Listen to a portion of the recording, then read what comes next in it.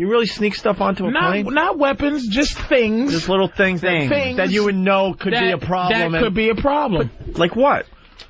Screwdrivers. I brought a screwdriver. How big of a screwdriver? A baby, one of those from the dollar store, baby screwdriver sets. For like eyeglasses? The one that goes from... He might take the screw out of the pilot's eyeglasses, and he can't see. Goddamn it! Serious? The one that goes from 1 millimeter to 5 millimeters. How big is the biggest one? The biggest one is about 4 inches. And it can be held in a poking way or a stabbing motion. Look, if you can bite someone's eye off if you really want to fuck them up. Ready? Let me tell you. I've brought 3 ounces of Crisco oil on a plane, and that's flammable. What are you doing? Holy the thing shit. that's weird to me is Patrice Oneil cutting himself. Going, this is bullshit! Yeah. I pay taxes!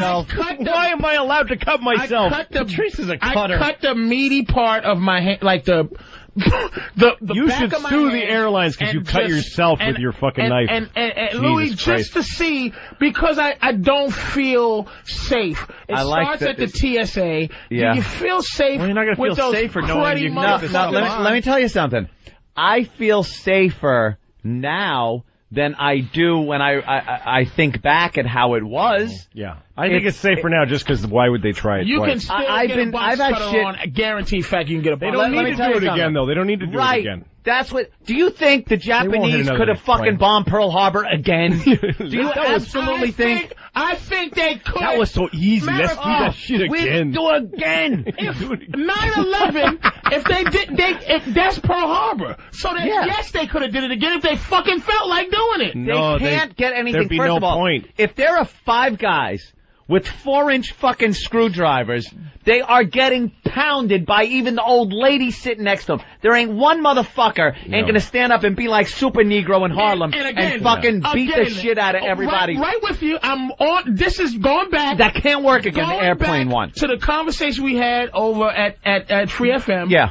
It's television, and I do agree that the fact is that 9/11 the fact is that we watch so much TV, it's like, we're going to fly to Cuba for that don't watch no more. Asylum. You know what that was? That kept people from fucking doing anything? Hope kept people from fucking with hijackers. Yeah. Not anymore. Because now you don't have the fucking hope. You're thinking, you're going into a building, I'm dead, I'm fucking everyone. It doesn't matter. They can't top that. Right. Any other hijacker is going to be a hack now. It's going to be like, oh, the Empire State Building, wow. Yeah. So what? Ooh, nice work.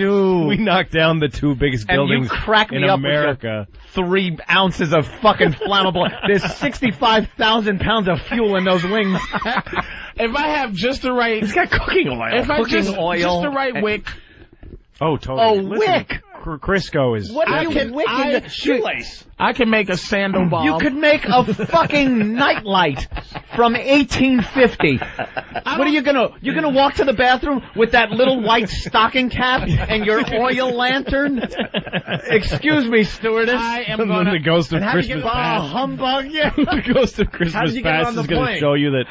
How do you get it on the plane? Yeah, what are you taking it in? My thing, I just do it to see what they're really doing. You know what I mean? I can't believe that's how you spend your packing time, putting Crisco oil in a fucking beaker. How flammable not like is Crisco oil it's going to make a difference? Do you know how slow it burns? They put it in... You put it in a lamp. If I spread it on your arm. All right, let me...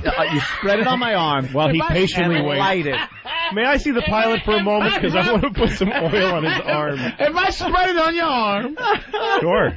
Yeah. All right. We're with you so far. Spread it on my arm. And I go, sorry, sir. Right? Yeah. And then I go, and the matches. Your plan is falling apart. You're allowed to bring matches on a plane. You could bring matches on a plane. I just still love Patrice sitting in his little seat, fucking cutting his hand. And look at what I could do. Excuse me, do you see this? Do you see what I did to myself? Yes! Did you do that? A person can cut their own hand. I just had the plastic safety knife. Out to anyone afterwards? I had the I just had the You just plastic, did it and got mad. The plastic safety knife. The plastic saving us from terrorist knife, right? It's serrated. It's serrated and dangerous. It's only part of the plan. And you could cut a neck. The big door on the pilot's on the cockpit helps too. It's that not big really just locked door that they really don't. You're gonna jimmy that door open with your plastic knife. Yeah. Let me tell you what they've taken away from me. That door is open. When I fly when it's on the ground. No, it's open. Those guys, I watch. The flight attendant. The flight attendants don't do a secret knock. They don't go, yes, you know, the eagle walks up. They just go in and go, hi, You're trying to upset people and you're telling lies. There is a protocol to opening. You're comfortable. There is a protocol to opening that door. A steward or stewardess will stand. They put the cart, the refreshment, and they will stand there when the pilot gets out to take a piss or something. The pilot has one chance to take a piss. I see it on every flight. Yep. And if the plane is hijacked, I fly first class because I'm white, which means I fly first class. The same fare that you fly, by the way. Do you think that I see this from Coach? You're not. No. You're not seeing too well for the back. They block it off. Sitting up front. He takes a piss. This situation. And if he gets out and a couple of Al Qaeda fly in the plane, he goes, "Hope you had a nice piss, Arnold." And even if the cockpit door is open, the stewardess is in the way. Yeah, no, they do. They do a coordinated. But what is that old bitch gonna do? There is a contingency plan. To slow someone down. Knife and rub some oil on and rub some oil on. Throw oil in the eyes. You don't get close enough. Butter knife. I've seen people stand up and try to approach that bathroom when the steward and they warn you right away. Go back to your seat. They don't wait for you to get up to her so you can clock her in the face. I've never been told to sit down when I got to take a piss in first class. But when the pilot's been in the bathroom? When the pilot's in there, you can't get up. When the pilot's in there, you are not getting up and going toward the There's a procedure to it, and you're ignoring it because... No, first of all, see, this is white guy, non-paranoid. This is why you're... I'm the most paranoid motherfucker. I look at every goddamn Arab on my fucking flight. I scan the terminal. So fucked up because you guys are in charge, and you're not... You're reactionary. Everything we do is reacting to what these inventive Arabs are doing. Listen, wait a minute, Patrice, white people have been in charge for a long time. We know what we're doing. We know what we're doing. White guilt is ruining everything. If there's one thing we can do, it's take charge of the country and tell people what to do. There ain't one Nike print on the moon, motherfucker. Nike? What? White men. Your racism is misguided right now. Listen. Nothing but hush puppies. Hush puppy prints on the moon. Brooks Brothers. Listen. This is the thing about the whole plan. We're not paranoid enough? About the stewardess stopping. Okay. All right, now you drive through a tunnel. No, you don't drive through a tunnel coming in ever. Midtown Tunnel. I drive through the Harlem Tunnel every day. There's 5 cops or whatever sitting there. Yeah, they sit at all the tunnel. Now they don't do the tunnel. They don't check for fucked up shit a mile away from the fucking tunnel. No, they check after you pay your fucking toll. Then they go for suspicious box trucks, things like that. All they pull I have to fucking do is pay my toll, and the guy goes, "Pull over, you're in a truck." And I go fuck yourself. Thank you very much, and pat him on his head and drive in the fucking tunnel. So why do you think a fucking stewardess under her plan? I can't just fucking muscle this fucking stewardess out the way if I wanted to. The cockpit door is closed and locked. There's one pilot. Both of those motherfuckers fly. It ain't the pilot and some fucking mechanic in the other seat. He can fly the motherfucker. When it's time for the pilot to take a piss. Why am I explaining this to a fucking paranoid Negro? This is white guy. This is white guy stereo. I'm bringing Crisco and everything's gonna be fine. It's under control. And a plastic butter knife. Don't worry about the planes anymore. The planes are fine. The thing is, Patrice, the reason why we don't worry as much is because being white is so awesome. The benefits are so rich. It rocks. That even if we die tomorrow of terrorism, it's not that bad. Was you worried about Gatorade before this Gatorade guy did the thing? I don't even know what you're talking about. But I don't care. I don't drink Gatorade. No, the reason that we can't bring it's got too much sugar in it. The reason we can't bring our fucking liquids on anymore. Oh, it's because of the England threat. So was you thinking about that before they did it? No. Do you understand? That's what I mean. My point is that we're reacting to whatever. Yeah, but you are totally irrationally insane. You have your brain makes no sense. Yeah, your brain does not work properly. What else have you brought on a plane? I don't really bring If you were running the country, nobody would be. People would be going on and all bandaged. Also, do you know those X-ray machines that they send through? They don't have Crisco meters. The Crisco meter. They do have. And then they check your shoes for bomb. That rub they do. Yeah. You know what? I don't take my well, now they make you take your shoes off. But I don't take anything off. It just doesn't make any fucking sense. I flew right after 9/11. I was on tour when 9/11 happened. I was in LA and I was going on a bunch of road work. And so I started flying as soon as they had planes going up. And there was nobody in the airports. It was like just walking through these empty airports. Everyone's petrified. Everybody any airline you flew, you were immediately platinum class in the lounge. Please. They were begging you to fly.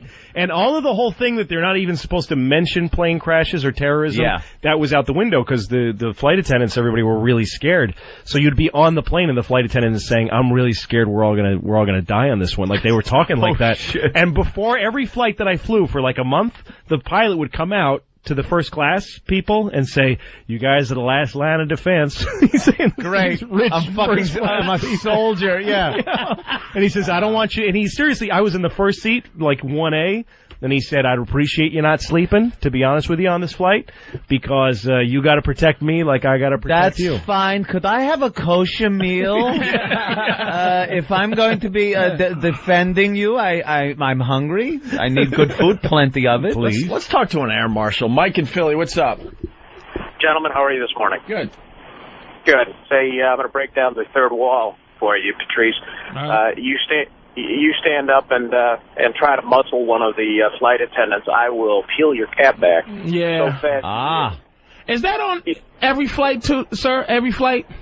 Don't answer that. You can I don't want to know. No, I don't want to fucking know. I don't want to know if there's an air marshal on every flight. He'd like to think that it's every flight. There's an air marshal on every flight. I assume there is. Huh? I'm not able to answer that. All right. I thought you could answer. There's no way. I don't want an answer.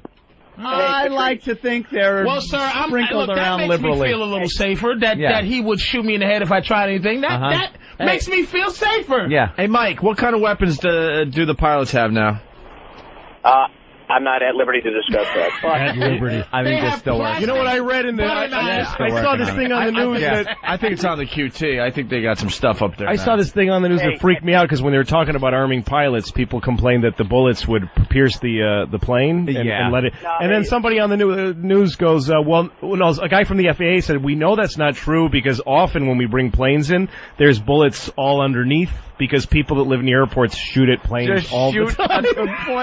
Is that real? Yes, and there's always bullets lodged. It's just part of maintenance is pull the bullets out of the bottom of the plane because every airport has psychos living near it shooting at planes. Oh, yeah, and the guy just said it casually like, "We know because that's just part of... Oh, wow. Don't you have special munitions? Patrice, I'm going to give you a hint. If you want to take over a plane, take that plastic knife, stand up and say, "Take the plane down or the N gets it." The what? Take the plane down. You suck. Blazing Saddles. It's like Blazing Saddles. Instead of put the gun to head. Yeah. But did you see where I'm saying how the country is... No. The fact is... How do you not feel a little safer? He should have said nigger to explain that so we can all know it. The N-word. What the fuck is going on here? That made it depressing, and rejoice. That made him sound... It's despicable, man. I don't agree with that. That would have been funny if he had quoted the goddamn movie and I get what he's saying. Yeah. That's the goddamn... Put the nigga there. Make a move and the nigga gets it. I don't think he's bluffing. Goddamn Kramer. Kramer ruined it for everybody. Let's get out of here for a minute or two. We got Louis C.K. playing Caroline's this weekend. Mm-hmm.